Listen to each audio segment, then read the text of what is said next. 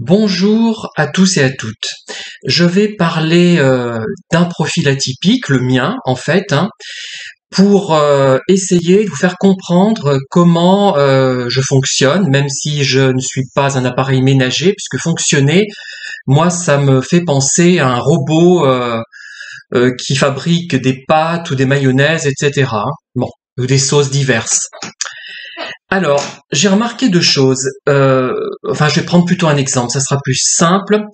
J'avais une relation amicale, on ne peut pas dire que c'était vraiment une amie, mais c'est une relation amicale qui avait été pendant quelques années une correspondante. On échangeait des lettres à l'époque, puisqu'il n'y avait pas Internet. Et elle m'avait expliqué qu'elle écrivait des nouvelles, avait remporté quelques prix d'ailleurs, les professeurs de lettres actuellement. Donc je ne sais plus où, je crois que je sais pas si c'est à Rion ou quelque chose comme ça, une ville dans ce genre. Et elle m'avait expliqué que lorsqu'on lui mettait des contraintes d'écriture, elle y arrivait. Sans contraintes, enfin j'exagère peut-être un peu, elle avait plus de difficultés.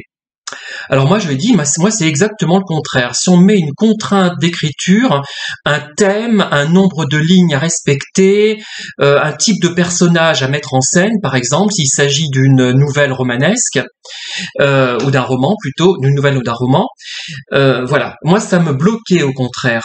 C'est un effet exactement l'inverse de l'effet recherché. Voilà, si on donne des contraintes et un cadre trop rigoureux. D'ailleurs, on ne doit pas me donner ni de contraintes ni de cadre rigoureux pour écrire, parce que sinon je n'écris rien. Voilà, c'est bien ça, je n'écris rien. Il faut que ça vienne de moi, petit à petit. Parfois, effectivement, je me rends compte qu'un type de livre a du succès. Par exemple, les livres gays et lesbiens attirent plus de monde.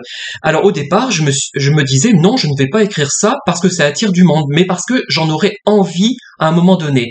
Donc tout ça, ça fait chemin dans ma tête sur plusieurs années, et j'en suis arrivé à avoir la possibilité de le faire.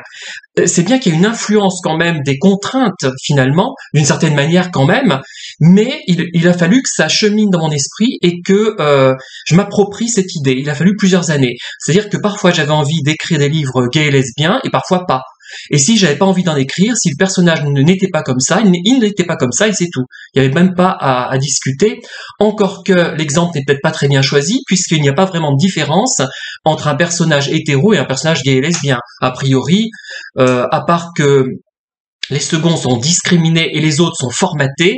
Et, les personnages hétérosexuels ont subi un formatage sexiste en fonction de son sexe d'appartenance. Évidemment, si c'est un homme, il va avoir certaines caractéristiques, généralement fortes, de base du moins, même si beaucoup s'en éloignent maintenant, heureusement. Voilà. Mais a priori, il n'y a pas fondamentalement de différence. À part cette caractéristique-là, mais sinon, si on décrit une relation un peu amoureuse dans un contexte particulier, ça ne va pas être fondamentalement différent, si on oublie cet aspect discrimination et cet aspect formatage. Donc voilà, maintenant j'en ai écrit d'ailleurs, mais pas parce qu'il fallait en écrire, mais parce que j'avais envie d'en écrire. Alors là, par contre, comme je me suis rendu compte que ça avait plus de succès, c'était plus facile de trouver preneur pour un roman gay et lesbien, parce que c'est un roman de genre. Vous voyez, les gens fonctionnent par genre. Ils vont passer à côté d'un chef-d'œuvre sous prétexte qu'il n'entrera pas dans une case, c'est-à-dire la case thriller, la case policier, la case roman d'amour, la case roman du terroir, la case roman historique, la case essai philosophique, la case essai psychologique, etc., etc. Et ils ont du mal, le public a du mal par rapport à ça, et ce qui explique les difficultés que j'ai pour proposer, avoir un large lectorat. Alors, bon, c'est pas seulement lié, ce n'est pas seulement lié au type de livre que j'écris, mais aussi au fait qu'ils ne sont pas franchement dans des cases. Bon, là, dans mon esprit a cheminé l'idée de romans gays et lesbiens avec l'option thriller et l'option vie après la vie. Donc tout ça, ça va se mêler et ça va faire quelque chose qui peut attirer un certain type de lecteur, pas énormément, puisque ça ne sera jamais un roman purement dans un genre, et il y aura toujours un mélange de trois genres, là en l'occurrence. Voilà. Et pareil pour pour la danse. Je m'en souviens, à un moment donné, une de nos profs de Zumba nous avait dit, tiens, vous allez improviser quelque chose. Alors moi j'étais ravi, pourquoi pas, je me suis lancé les autres ont essayé aussi, mais très vite les gens se sont découragés et peut-être même la prof, parce que les gens en improvisant quelque chose, j'ai l'impression qu'ils ont peur de se révéler aux autres ce qu'ils pensent réellement et tels qu'ils sont réellement. Voilà. Et je pense que ça pose problème. Moi, ça me pose aucun problème, hein. Enfin, à part quelques détails qui pourraient paraître très négatifs que j'ai en tête, parce que ça me fait penser, tiens, un film de 1945 avec Edwige Feuillère et Pierre-Richard Wilm, je crois, s'appelait La part de l'ombre de Jean Delannoy. Et voilà, on touche chacun une part d'ombre qu'on n'a pas envie forcément de révéler. Enfin, moi, je révèle presque tout, mais pas tout, absolument, parce que bon, ça semblerait peut-être bizarre à certains de mes lecteurs ou à certains de mes auditeurs ou à des personnes que je connais, puis ça n'aurait pas forcément d'intérêt. Enfin, j'en ai parlé à certains, mais pas à tous. Voilà, des petits détails, des petites choses, des petites caractéristiques qui pourraient mal passer.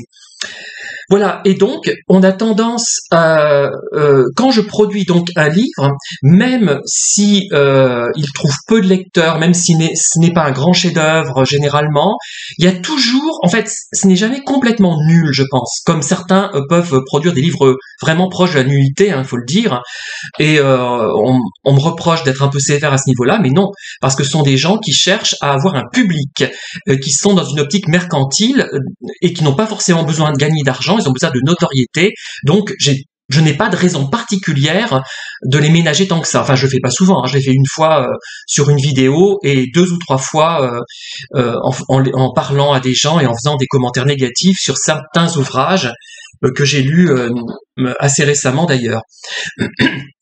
Donc, voilà. Et donc, comme ça vient de moi, ça vient d'une motivation. Le livre que je produis n'est pas forcément à la hauteur de ce que j'espérais toujours, hein. Il y a souvent un décalage. Et d'ailleurs, je voulais m'amuser à faire une danse pour vous montrer qui symboliserait finalement le décalage qui existe entre mes ambitions, ce que je voudrais obtenir sur le plan littéraire, par exemple, hein, et le niveau que j'ai atteint et il y a un écart entre ce que je veux faire et ce que j'obtiens, généralement, hein. Je suis rarement complètement satisfait et c'est un peu normal. Et j'ai pensé souvent me lancer dans une autre activité en plus qui permette de traduire d'autres sensations et émotions que l'écriture ne permet que difficilement. Voilà.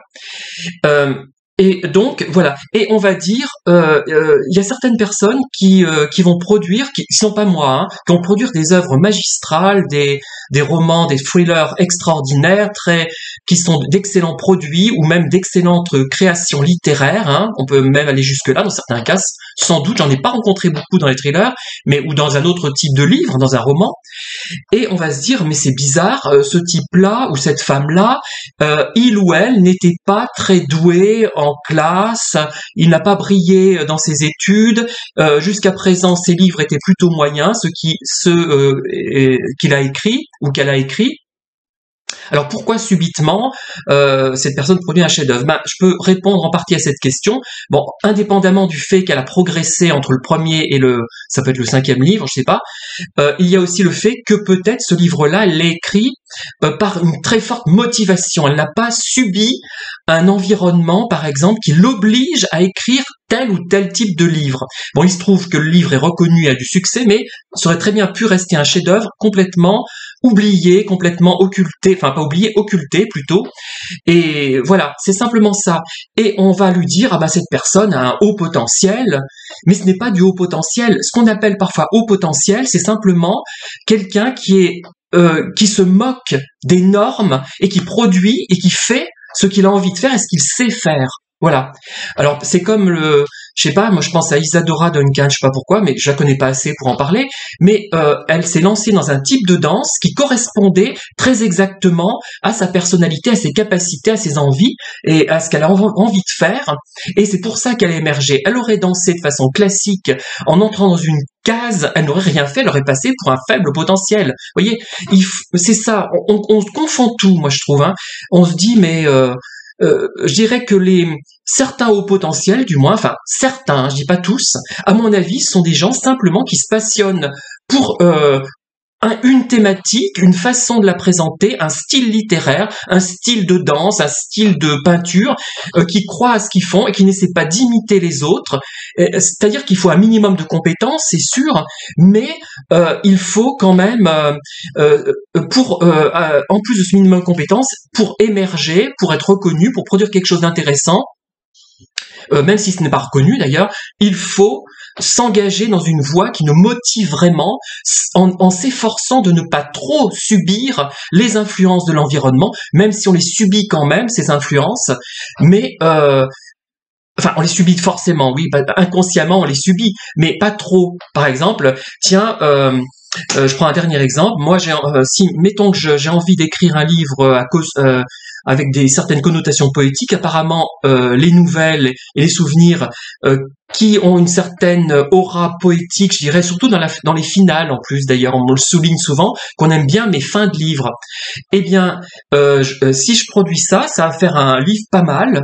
Et vraiment honorable, même bon, parfois. Mais si je me mets à essayer de dire, tiens, de suivre les conseils du quelqu'un qui m'a dit, tiens, tu as travaillé à Pôle emploi, tu devrais écrire un livre là-dessus, je vais produire mon livre, peut-être, au bout d'un moment, je vais dire, tiens, je vais quand même le faire pour avoir du succès, mais ce livre sera proche de la nullité, ça ne sera pas venu de moi, tout simplement, et ou alors, ce sera pas forcément proche de la nullité si il y a un cheminement, c'est-à-dire que si, au bout d'un moment, j'arrive à comprendre l'intérêt d'un tel livre et que j'arrive à l'intégrer à mes cadres personnels, et là, ça produira quelque chose d'intéressant. Voilà, donc ne confondons pas parfois, je parle pas de moi, mais de gens qui à un moment donné, produiraient quelque chose d'exceptionnel alors qu'ils ont été moyens auparavant. Vous voyez ce que je veux dire ? Eh ben, c'est que simplement, ils se sont lancés dans une activité qui les passionnait, ils correspondaient presque exactement à ce qu'ils avaient envie de faire et à ce qu'ils étaient, à ce qu'ils sont plutôt, puisqu'on ne peut pas parler au passé. Merci de m'avoir écouté, à très bientôt pour de nouvelles et passionnantes vidéos.